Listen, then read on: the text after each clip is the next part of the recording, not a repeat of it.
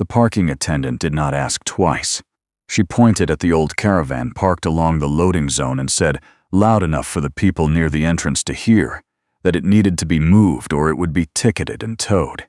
She was not speaking to the van. She was speaking past it at the man standing beside it, who was wearing a jacket that had seen too many winters and boots that were more repair than original leather. The man did not argue.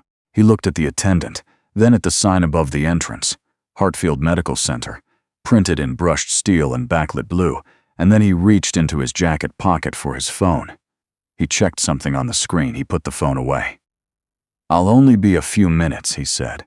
"You'll be towed in 2, she said, and walked back toward the glass doors. His name was Stuart Aldgate. No, wait, the name's from the file. That one's taken. His name was Paul Whitfield. He was 53 years old. He drove a 2009 Dodge Caravan with one sliding door that stuck in cold weather and a heating system that worked on its own schedule. He was wearing the jacket because it was early November in Halifax, and the jacket was warm, not because it was the only one he owned. He had others. He just preferred this one. Paul stood for a moment longer outside Hartfield Medical Center. He was not admiring the building. He was reading it, the way someone reads a place they have studied on paper and are now seeing for the first time with their own eyes.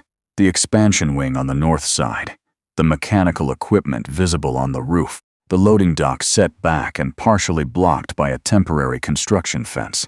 He had questions about that fence. He had questions about a few things. He went inside before the attendant could follow through on her promise. The lobby of Hartfield Medical Center had the particular kind of clean that takes money to maintain. The floors were polished to a pale shine. The information desk was staffed by 2 people in matching lanyards. There were chairs arranged in clusters, a coffee kiosk near the window, a children's corner with books stacked neatly on low shelves.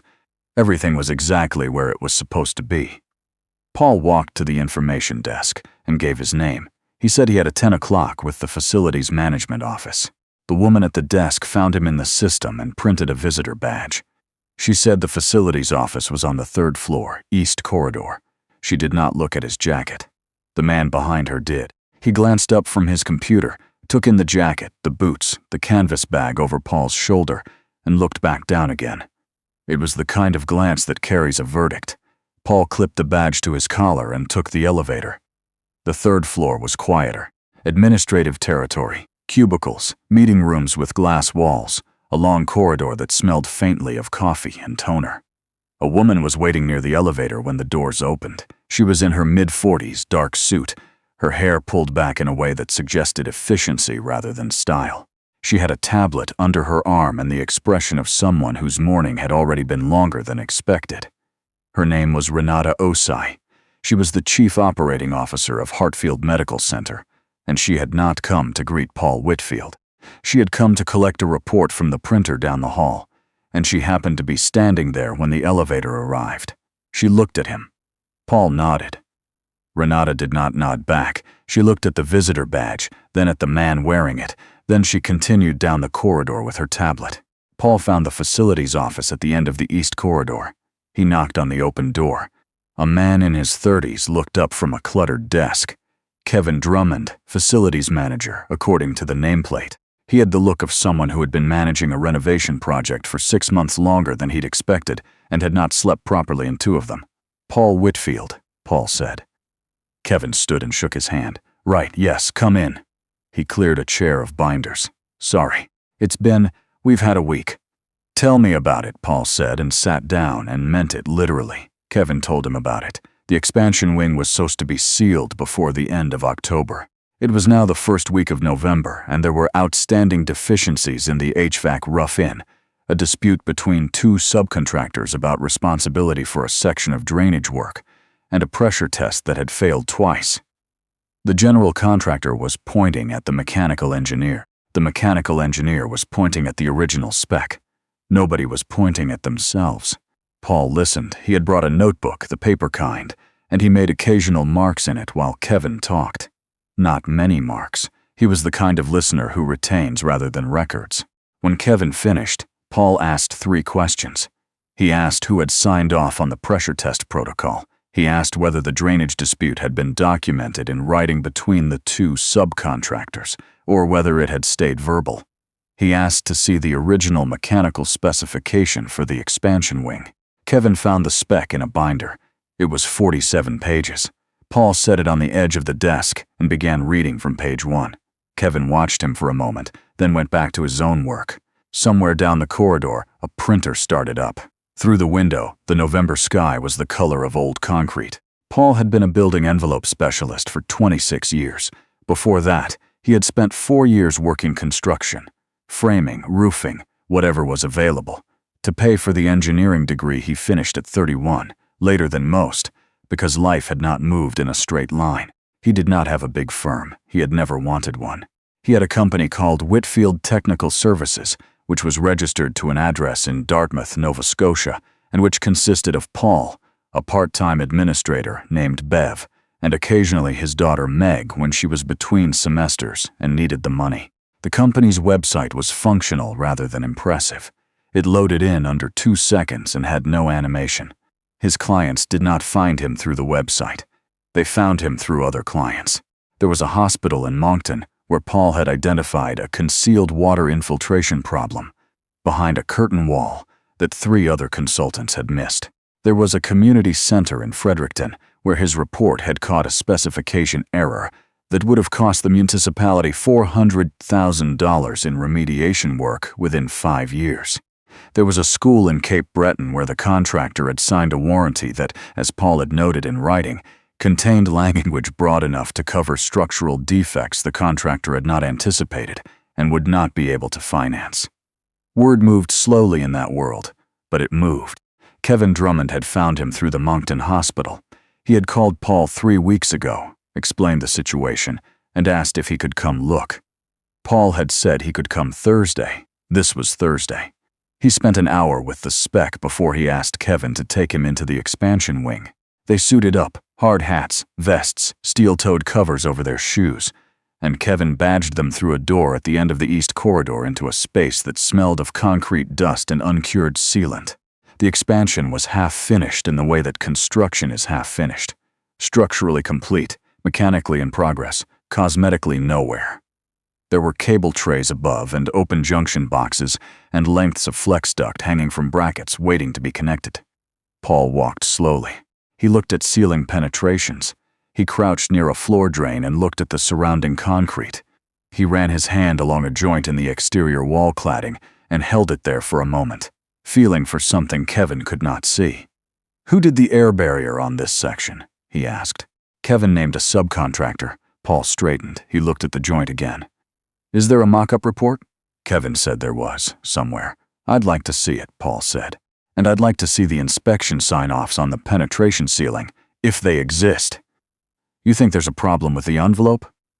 Paul did not answer immediately. He looked at a second joint, higher up, near where the expansion wall met the existing building structure. He looked at it for long enough that Kevin stopped expecting an answer. Then Paul said, "Tell me about the pressure test that failed." Kevin told him. The test was on the mechanical room in the northeast corner. The pressure dropped faster than spec allowed. They'd checked the obvious things, fittings, connections, and found nothing. The contractor said it was the test method. The mechanical engineer said it was the equipment. Paul walked to the northeast corner of the expansion wing. He stood in the mechanical room and looked at the wall where it met the ceiling. There was a penetration there, maybe 12 centimeters in diameter, where a pipe came through from the existing building side. The sealant around it was visibly incomplete. Not badly, not the kind of thing you'd notice walking past, but incomplete. He pointed at it. Kevin looked. "That's not the pressure test failure," Paul said. "That's where the air is going." Kevin said nothing. "But that's also not your main problem," Paul said. He pointed to a section of the exterior wall, about 2 meters to the left of the penetration. There was nothing visually wrong with it. The cladding was straight. The joints looked sealed. "The air barrier on this section," Paul said, "is on the wrong side of the thermal layer. Someone transposed 2 pages of the spec during coordination." He paused. It would have passed every inspection on the checklist, because the checklist doesn't test for that. But inside this wall, over the next 3 to 5 winters, You're going to get condensation forming in a location where it cannot drain and cannot be detected. By the time it shows up clinically, mold, structural degradation, air quality problems in a functioning patient wing, you're looking at a remediation project that will cost more than the original construction. The mechanical room was very quiet. Kevin said, "How sure are you?" Paul said, "I need to see the coordination drawings and the shop drawing submittals to be certain. But the spec language I read this morning describes a detail that doesn't match what's been installed here. That's not a small gap." Kevin took out his phone and made a note. They walked back through the wing in silence. It was just past noon when they returned to the 3rd floor. Paul asked Kevin for a desk where he could work through the afternoon.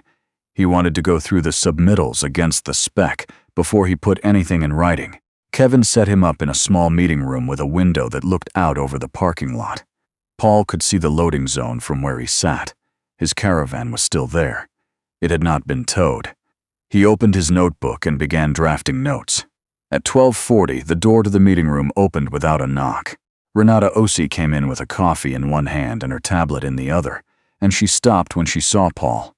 "This room is booked at 1, she said. "I know," Paul said. "I'll be done by then." Renata looked at him the way she had looked at him outside the elevator, assessing, not particularly warm. "You're the consultant Kevin brought in?"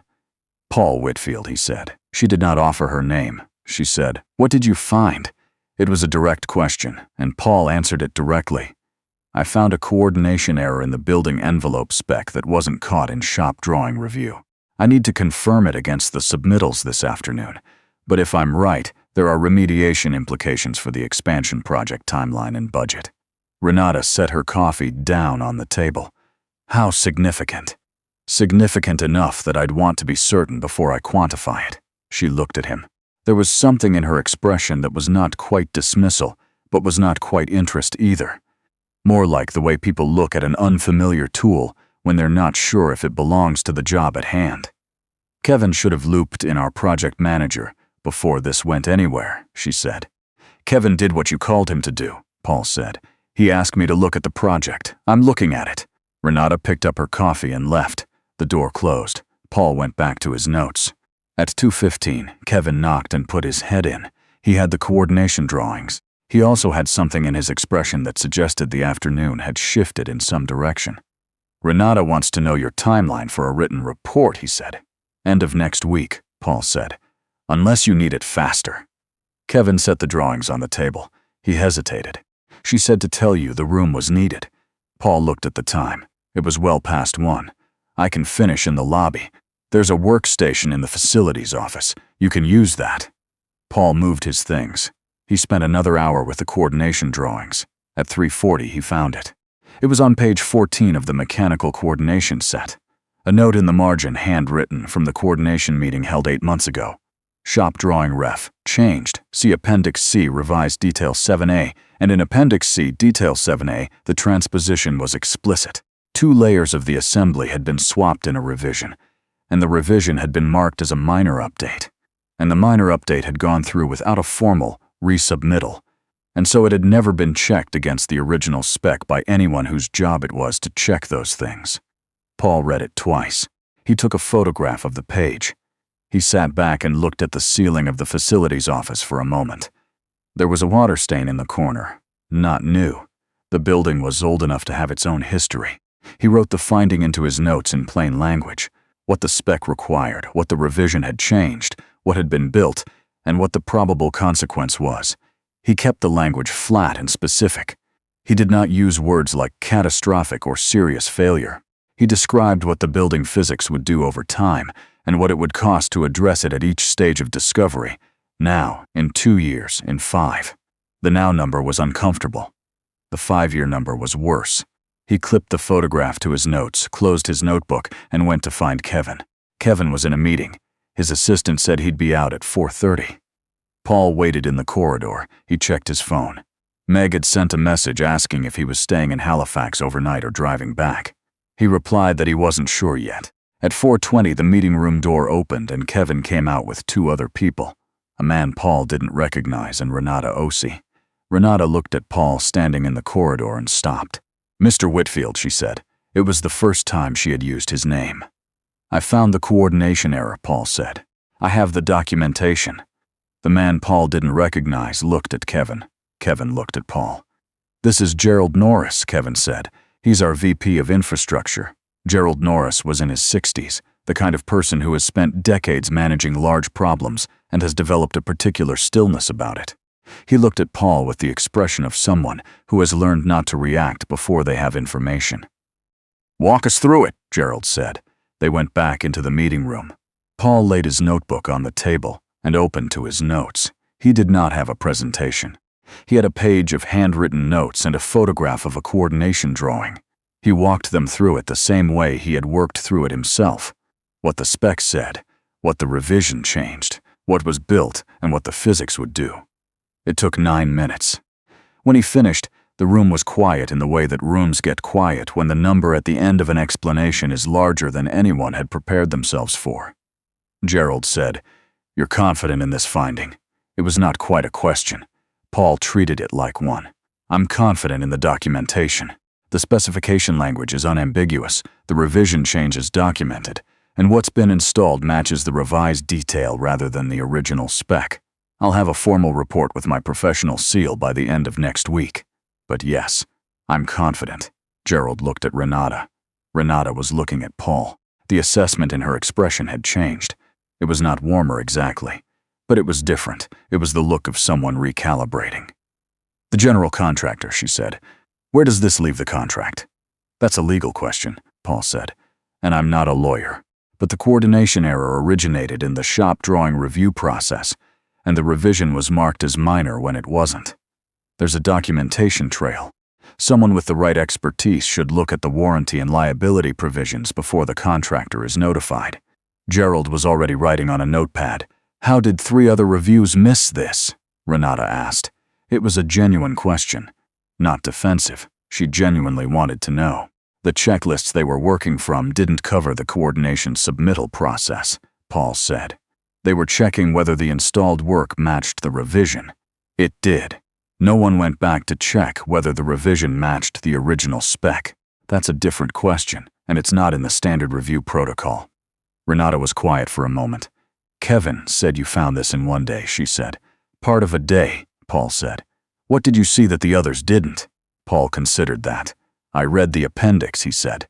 He left Hartfield Medical Center at 5:15.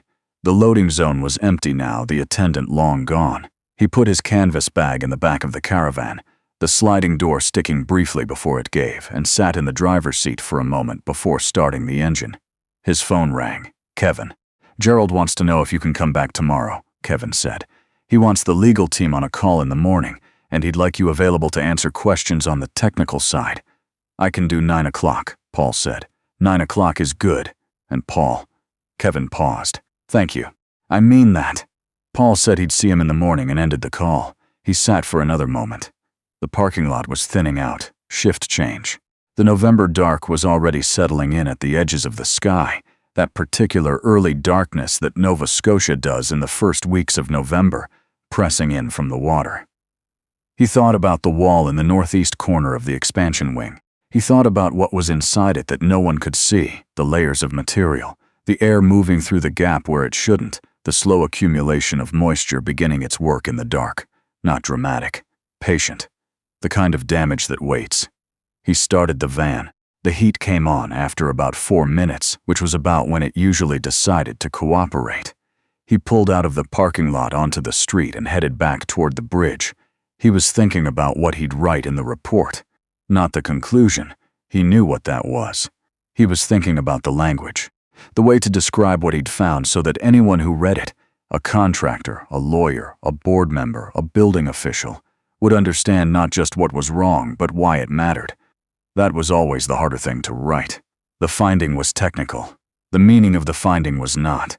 He'd go home tonight. Make dinner. Meg had said she might come by.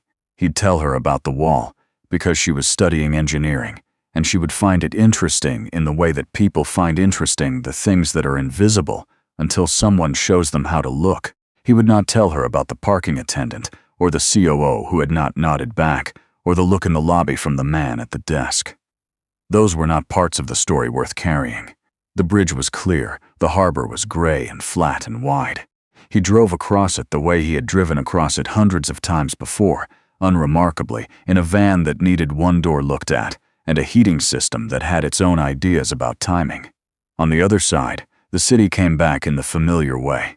The streets he knew, the turns he didn't have to think about anymore. He passed the coffee shop where he usually stopped on the way back from jobs, but it was late enough that it didn't make sense. He drove home. In the morning he would go back, and he would sit in a room with a lawyer and a VP and a COO, and he would answer their questions from his notebook, and none of it would feel like vindication, because he had not been waiting to be vindicated. He had been waiting to be useful. There was a difference. He had understood the difference for a long time.